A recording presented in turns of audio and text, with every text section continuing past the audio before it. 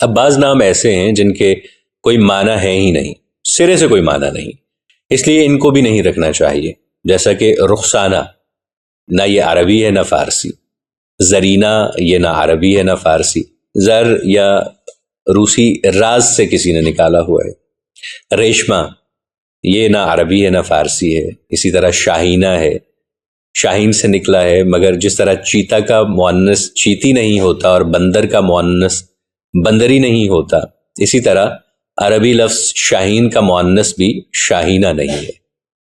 اس کے علاوہ نازلی، روبینہ، شاید یہ کسی نے انگریزی کے لفظ روبی سے نکالا ہے۔ اس کے علاوہ انیلا نہ تو کوئی لفظ ہے بلکہ اردو میں نا تجربے کار کو کہتے ہیں۔ تہمینہ یہ بھی کسی زبان کا لفظ نہیں۔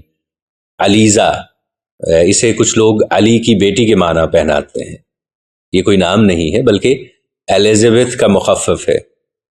ایان ایک افریقی نام ہے، اسلامی نام نہیں ہے۔ اسی طرح کچھ پرانے نام ہوا کرتے تھے، رحیمن، کریمن، شریفن، حبیبن، ان کا صحیح مؤنث رحیمہ، کریمہ، شریفہ وغیرہ ہے۔ ایسے نام رکھنے سے اجتناب کرنا چاہیے۔